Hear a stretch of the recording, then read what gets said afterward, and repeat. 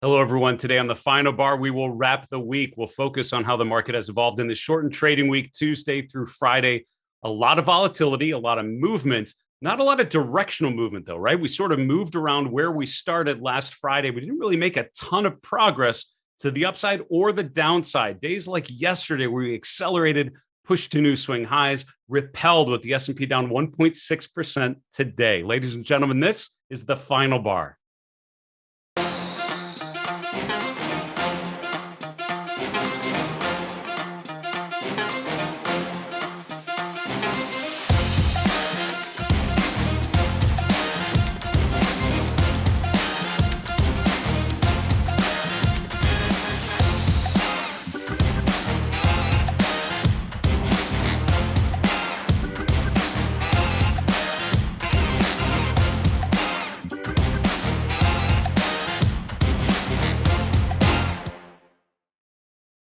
Hello, everyone. Welcome to the final bar. I'm your host, Dave Keller. I'm the chief market strategist here at StockCharts.com in a very rainy Redmond, Washington. Thanks for joining us every weekday after the close, but particularly on a Friday where we wrap the week. This is one of my favorite shows every week because what we do is take a step back. Market's now closed for the week. The weekly close has been locked in. We can update weekly models that we run, analyzing market trends on different timeframes, but really focus on the message of the market and how that is evolving from one week to the next. I was taught by some of my early mentors, particularly Jeff Weiss, who was at Jessup and Lamont for a number of years, now at Clearview Trading Advisors, taught me to wait for the weekly close and even the monthly close. If we really want to understand the long-term trajectory of a chart, focus on the weekly closes at the best. I mean, at the smallest amount, stick with weekly and then monthly and even longer term, because that really tells the story of how a market is evolving over time. That's how we're going to spend some of our time today. We have great guests on the show. Had a lot of fun this week with Dave Landry on Wednesday and Jay Pettit yesterday from Singapore. Next week, we have three solid guests. On Tuesday the 7th, Larry Tentarelli from Blue Chip Daily, one of my favorite pure stock pickers. On Wednesday, June 8th, Sam Stovall, author on sector rotation and other, really thought leader on sector rotation and seasonality. On Thursday the 9th, Pat Seresna from Big Picture Trading joining us on the show once again.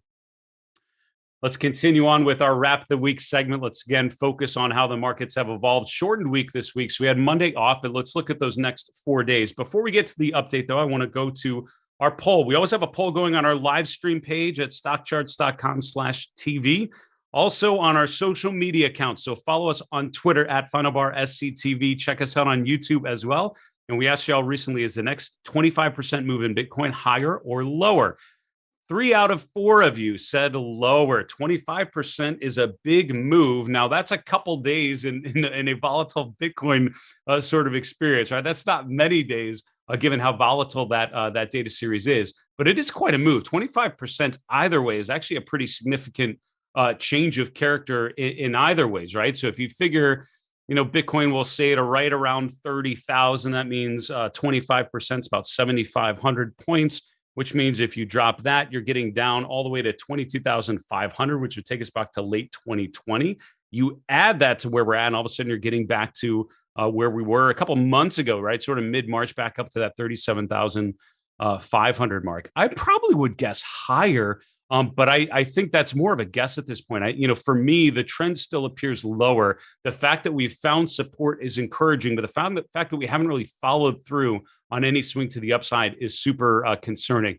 If we would break below those swing lows over the last couple of weeks, I think that's where a 25% target might not even touch what the downside potential is. And I'd be looking really at 20,000, which would be, another big round number, a level that we haven't seen since late 2020 as well. Thanks for answering our poll, and let's continue on with our Wrap the Week segment. I like to start. We do a couple things every Friday, but we start with our Wrap the Week chart. This is looking at the 5 major asset classes and how they've evolved. Now, we had a shortened week, so I'm going to take a day off here. So we're starting the clock on Friday, May 27th. We're then looking at the next 4 trading days. Here's what's happened with the major asset classes over the last calendar week. Here's the S&P 500 toward the bottom, actually. Finished the week down 1.1%. It was actually in the green on Thursday's close, But today, giving back pretty much the gains from Thursday back to where we were Wednesday, essentially. So the S&P down 1.1%. Only one of the asset classes that we tracked is a group of major asset class ETFs. In red is the TLT. That's a long bond ETF. So basically, bond prices down 2.4%. Everything else outperformed the S&P today and over the last week. In pink, we have the NASDAQ 100, the Qs, which were down 0.9%. In purple, small caps, the Russell 2000 ETF down 0.3%. Gold, not too far from that, down 0.2%. Everything else was actually in the positive for the week. The US dollar, using the UUP ETF, was up 0.5%. In orange, we have emerging markets up 0.8%. Blue is Bitcoin up 3.5%, and the big winner, crude oil, USO, up 4.7%. You know, it's interesting. While Bitcoin is chopping around, I mean, still in a choppy phase, questionable long-term trend, still far outpacing the equity markets over the last week. So worth noting that, you know, in an environment where equities are struggling so much, anything that's finding its footing, that's finding stability, is probably going to outperform for sure, just given the fact that stock prices in general have been relatively weak, right, for most of 2022. Interesting to see crude oil on the top, and not a big surprise, right? And that's, you know, I've had so many questions about the resiliency of the energy trade. You know, energy stocks up so significantly, crude oil prices up so significantly. You know, does that tell you that you know, that it's over, right? At what point do you know it's over? And I will tell you, the chart will tell you when the trend is over. My conversation yesterday with Jay Pettit was talking about. He made that particular point. We were talking about energy at the time. I forget what we were looking at, but he basically said, you know, I think this is what's going to happen, but the chart's going to tell me how things are playing. I just need to watch the chart. It was such a great takeaway. Don't worry about what should happen or what could happen. Focus on the evidence. Focus on what actually is happening. Crude oil continues to show you that the trend is positive and that the trend is strong. I would be inclined to trust that that's the case until the chart tells you otherwise. Today, it's making a new high yet again. Let's quickly just check in on what happened in the major markets today. So Thursday was all about renewed strength with the S&P closing above 4170. Today was all about giving back much of those gains. The S&P finished just above 4100. That ended up being support through the course of the afternoon after bouncing off of there just before lunchtime Eastern. The NASDAQ composite down 2.5%. So it was very much a sort of a growth over value feel to today's session. That's after yesterday, where growth stocks were actually working pretty well. Mids and smalls were down as well, but not nearly as much as the large cap indexes. And the VIX actually a little more positive, still below 25 though. Bond prices down a bit and interest rates pushing higher. The 10-year yield not quite above 3%, but getting pretty close. It was up around 298 earlier this morning, settled in around 295, 296, and the TLT was down 0.2%. The dollar index up just a little bit. This after yesterday coming off quite a bit. Gold and silver prices lower, although the broader commodity space was higher. This is the DBC, which is one of the main commodity ETFs that we track. You can see that it's up about 1% today. Crude oil prices really pushing higher. Looking at the S&P sectors, by the way, the energy sector, the top performing sector, the only one in the green today. Everything else was negative. Just to wrap up our review of today's performance, cryptocurrencies all red. If you look at the 10 major currencies, you know, again, while I've seen some signs of life, you've seen Bitcoin, you've seen Ether bounce at times. Overall, these charts are still showing, you know, just appearing much heavier than lighter at this point. Bitcoin is back below 30,000. Ether hasn't touched 2,000 now since breaking below it. These are more distributive patterns. This is showing you a broader sense of weakness in the cryptocurrency space. And if you think of cryptocurrencies as a proxy for speculation, as a proxy for risk appetite, certainly, you know, sort of in that risk off category for sure. Just wanted to clear up or just to finish off just today's discussion or today's market activity. Energy up 1.3%. This is as crude oil prices have continued to push higher. That is one of just the key stories of this year. It remains a key theme. I don't think you've missed that. And that's the same way I would have answered that over the last couple of months. Just because something has gone up a lot or gone down a lot does not mean that that trend can't persist for much longer than you may expect. In the shorter term, things tend to mean revert, right? You'll have short-term weakness and strength.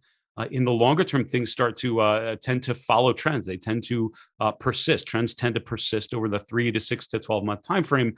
Energy is just in that sweet spot where it just continues to work. I'd be inclined to ride those sorts of things out until that's not the case. And today you're getting a new high in a lot of energy stocks. On the downside, it's the FANG sectors, consumer discretionary, technology, staples, discretionary technology, communication names, all down over 2% as energy is in the positive. Let's finish off our discussion of the weekly wrap, focusing on the Mindful Investor Live chart list. This is a list of charts that I keep updated on the StockCharts platform. You can go to my blog called The Mindful Investor. I just posted an article earlier this morning, which I'd encourage you to check out. And the link to this chart list is at the top of that page. No change in my market trend model, with the long-term and medium-term trends remaining negative. The short-term trend very, very close to turning bearish, but actually remain just slightly bullish at the close here. I don't have a neutral setting on any of these, but if I did, it would be short-term neutral if that was an option to be used here. Overall, this is what the market has felt like: a short-term bounce within a medium-term downtrend and within a long-term trend that is now reverted lower. So I think that's tracking the market pretty well.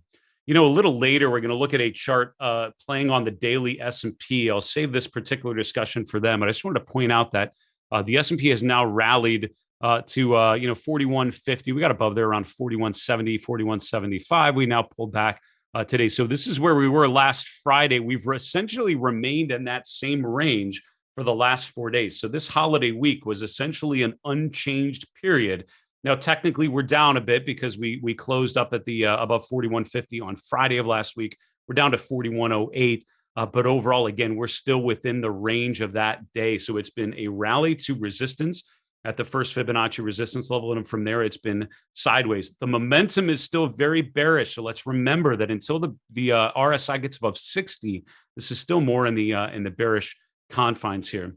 The advanced decline lines are actually in the process of updating right now. You see a couple of these have updated for Friday's close, and they're all colored orange, which I think is about right.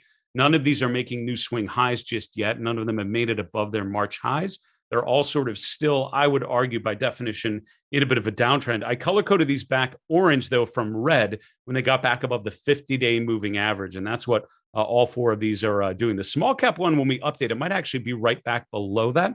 We'll have to see how the closing data lines up. But overall, again, sort of flat, neutral to bearish, I would say there. When you look at the percent of stocks above their moving averages, this is a challenge to a bullish thesis. The fact that only 45% of the S&P above their 50-day, that's going to come off a bit when we update it for Friday's activity with so many names rolling downwards. So when you look at where we're at, this indicator hasn't gotten above 50%, which reminds me a little bit of early February. We had this big initial rally. That was the first sell-off in January. We had about a 2-week rally to the highs in February, retested those before making a new swing low into the beginning of March. Maybe that's where we're setting up now. We've retraced about the same amount, about 6 to 8%, which is what we saw in January. We've done that same amount of eating up that much on the upside here over the last couple of weeks. We may be at that stalling point where the uptrend has now run out of gas. There's nowhere to go but down. We'll have to see if next week's price action confirms that overall bearish thesis. Let's take a quick commercial break. We'll be back answering your questions from the Final Bar mailbag. See you in a minute.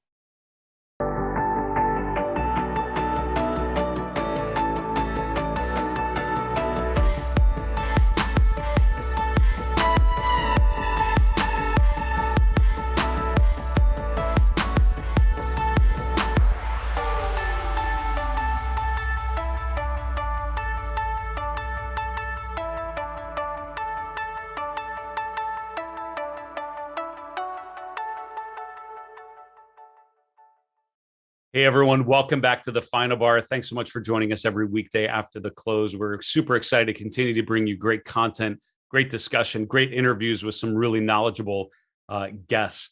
We're going to do a mailbag segment a little later in today's show. We'd love to feature one of your questions in our next mailbag, which will be Tuesday of next week. Our email is the best way to get your questions in front of us, thefinalbar@stockcharts.com. We're also on Twitter @FinalBarSCTV. We're on YouTube. Put a comment below the video you're watching on our StockCharts YouTube channel. We'll gather all those questions. Hope to answer one of yours live on the air on Tuesday's show of next week. Also, go to StockChartsTV.com. That is our on-demand platform. Larry Williams just posted a market update yesterday. We have our latest episodes of The Pitch, our NFL, our StockCharts draft that we did back in April, Chart Madness from March. We've had so much great conversation with some really thoughtful experts on how to navigate these markets in uncertain times, and a ton of educational content as well for free at stockchartstv.com, or on your mobile device, just search for StockCharts TV on demand. Let's move on to our next segment, Power Up. We wanted to make sure on this show, at least once a week, we spend some time powering up your use of the StockCharts platform. I want to talk ACP today. I don't use ACP a ton on this show, only because I have a pretty good rhythm using our Sharp Charts functionality, which is pretty powerful. However, I do use ACP essentially every day for my own uses and for different things. In terms of a live, interactive, engaging, rich experience with charting, ACP is one of the best places I've seen to be able to do that. We've done a number of upgrades to our ACP platform in the last couple of months. We're continuing to do some really cool stuff through the remainder of 2022 and beyond. So, we'll certainly announce when we've got some new features. But I was talking to someone earlier today who was not very familiar with the ACP platform. And the first time they looked at it, felt super overwhelmed. It kind of looked like this. They saw the chart. They didn't really know how to do anything. They saw all these different icons that weren't familiar to them. And they're like, how am I supposed to use this new, incredible, amazing platform? I added those adjectives. They probably did not when they asked me. And I told them these three things. I thought this would be a perfect thing to share with you in our Power Up. If you're looking at something like ACP, you're not familiar with it, here are the three things that I would do. Number one, just dig into it, right? Just take some steps. And what I don't mean is just start clicking around and seeing what happens, although that's fine if that's your cup of tea. I would encourage you to try to answer a particular question, right? Let me look at United Healthcare and look at how far it is from its 200-day moving average. I want to look at the S&P 500 over the last 10 years on a weekly basis with the 150-week moving average, and look at weekly RSI. Try to come up with just basic things. I want to look at which stocks are up the most today and just see how you start to do it. Try to be able to do it, right? Poke around here. If you can't figure it out, then you can ask our support team, ask them for some help. You're trying to find something and let them point you in the right direction. I will show you the help pages that we have built in a few moments. But when you do that, you'll be able to start clicking on these different items, and you'll identify, okay, this is where I can add an indicator that shows me the distance we are from a moving average. Here's where I can add RSI. And if you add it, you'll probably be able to figure out. And if you click on one of these, you'll figure out that that's where you can change some of the settings. But it's a little overwhelming to say, I want to learn ACP in an hour. If you have a particular task you are trying to do, something particular, a question you're trying to answer, that's where you will learn the system much more effectively, because you'll be asking the things that you actually need to know, and you'll get help if you need it. So step one, come up with some particular things that you are trying to find and try to create it in ACP. I will tell you, if you do have something in Sharp Charts and you have it in a chart list, it's automatically in ACP already. You just have to go to the chart list feature, which is here in the upper right side.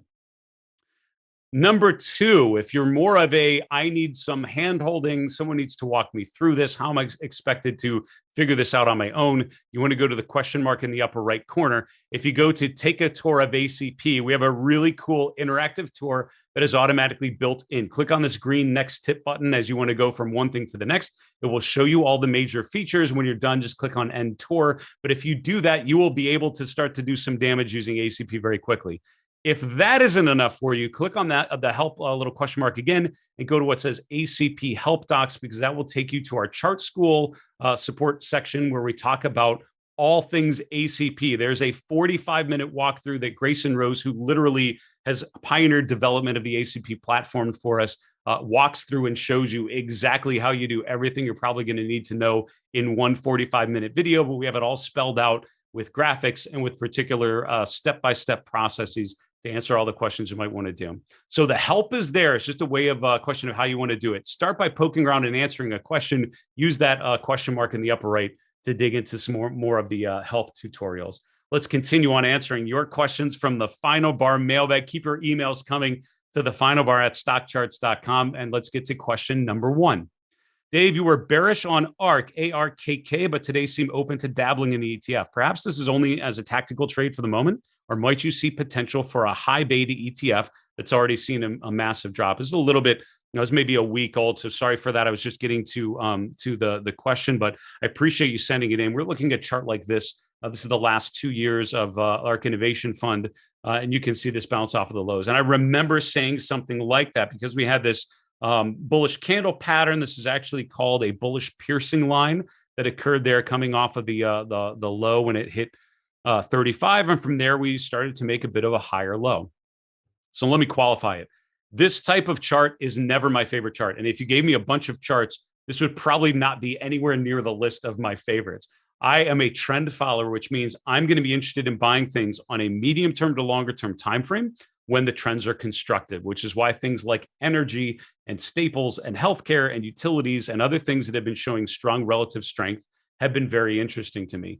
Stocks like, things in the XLC, things like Netflix, which just keep finding new and exciting reasons to go lower. Something like the ARK Innovation Fund, I'd much rather own it in the left third of the chart when it's in a constructive pattern, pulling back to the 50-day. That's sort of the sweet spot of what I'm looking for. It's not something that's bombed out so much. However, when I'm looking at something like ARK, when I'm looking at cannabis stocks, when I'm looking at things like that have been longer term downtrends, I think taking a nibble can be interesting. And I usually describe it. If you ever heard me say something like taking a nibble, bottom fishing candidate, those would be things that are not traditionally what I would be looking for. I would much rather buy strength than buy weakness.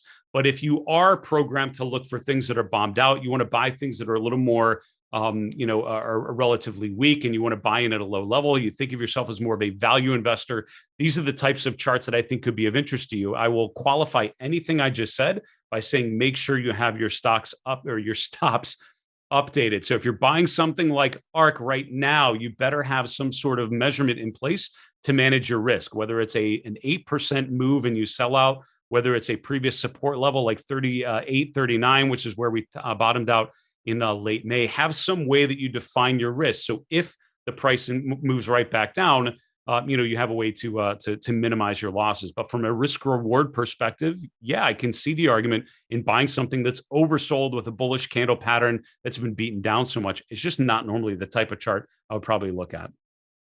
Question number 2, do you use MACD crossovers as a reliable indicator for reversals on both the daily and weekly charts of the indexes?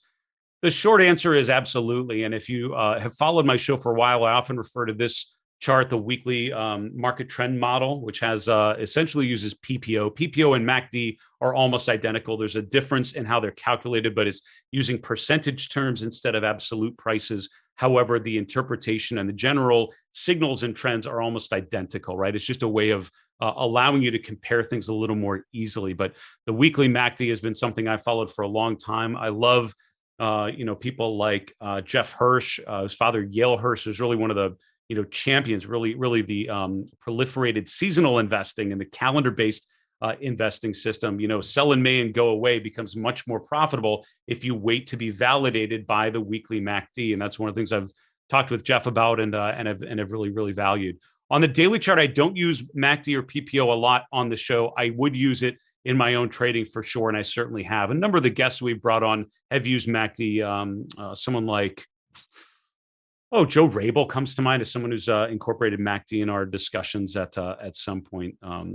John Kosar as well.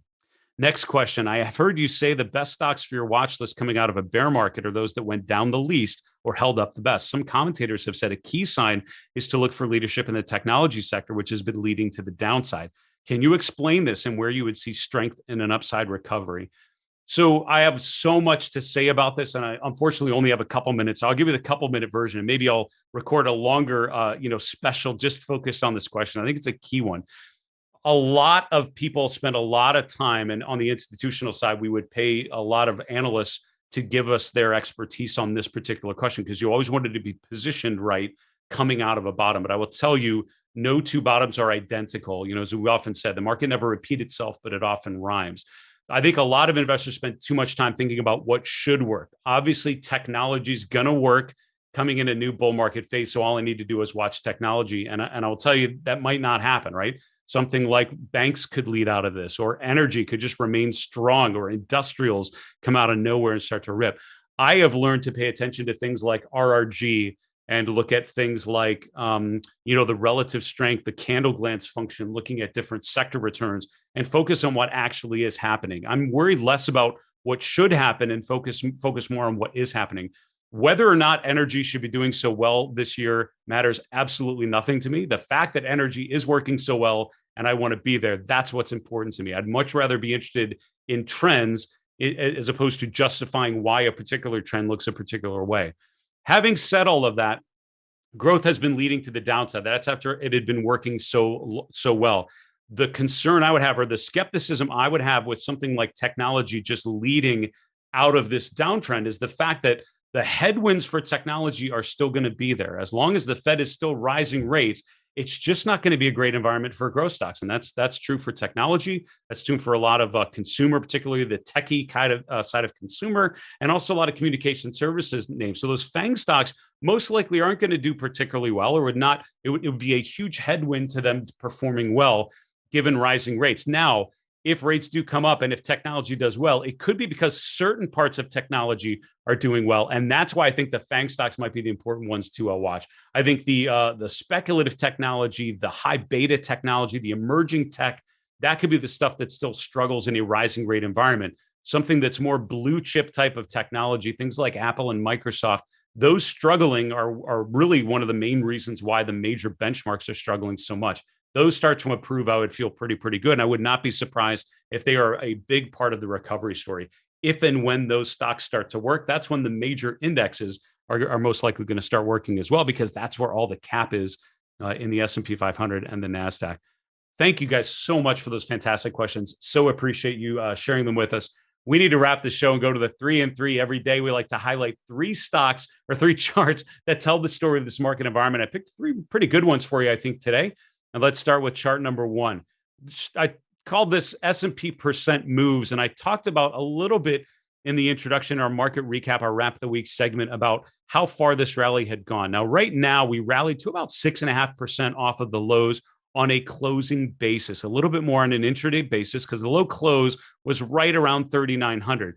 If you look at the rally in late January to early February, on a closing basis, we went up right around 6.1, 6.2%. And that puts us right around where we ended last Friday and where we've been chopping around now. So if, late January to early February is the analog, we've kind of done that already.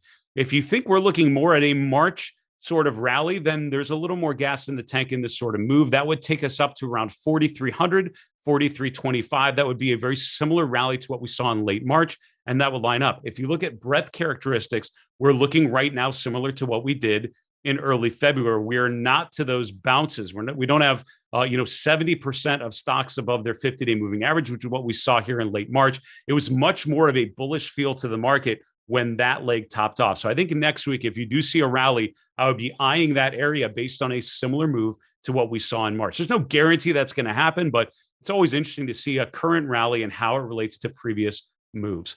Chart number 2 is Delta Airlines. We highlighted this chart. I don't want to make too much of a victory lap, but it's just to remind you that candle patterns matter. We've highlighted a lot of these candle patterns in recent weeks. We highlighted some of the distributive patterns in energy as we saw a bit of pullback there. In Delta Airlines on Wednesday, we highlighted this bearish engulfing pattern playing out pretty well as the next couple of days have made lower lows in both of those days. While candle patterns are not the core of my process, I always look for something like a bullish piercing line, which tells me short-term strength, a bearish engulfing pattern, which tells me potential short-term weakness, a shooting star pattern, which tells me an uptrend is most likely exhausted. Those patterns have value and they have names and they have followers for a reason. So make sure you are aware of candle patterns in the charts that you care about. Finally, the DBC, the commodity index, crude oil pushing to the upside. When people ask me about inflation, you can track CPI and PPI and all these different economic measures of inflation. I just look at commodity prices, which continue to go higher. Gas is getting more expensive, not less expensive. Commodities overall are increasing, particularly in the energy space. Inflation remains an issue as long as this sort of chart continues to push to the upside. I don't see that ending by any measure. It could be the high today. We'll see what happens next week. But at this point, I'm not seeing signs of exhaustion. I'm seeing signs of renewed strength. And so I would be encouraged, and I would encourage you to follow trends until proven otherwise, until you get indication that that is no longer the trend in play. Folks, that is our show. That's a wrap for this week on the Final Bar. I want to thank you so much for watching our show every weekday after the close. We'll be back with you all next week with some new discussion and some new guests. All of our previous interviews and episodes can be found for free at StockChartsTV.com. For StockCharts.com in Redmond, Washington, I'm Dave Keller. Have a great weekend. We'll see you next week. Hey, Grayson Rose here with StockCharts. Thank you so much for watching. I hope you enjoyed that video. If you did, consider giving it a like down below, maybe leave us a comment, and if you're new to the channel, you can subscribe at the link up above. We're gonna bring you daily content from an incredible collection of technical analysts and financial experts.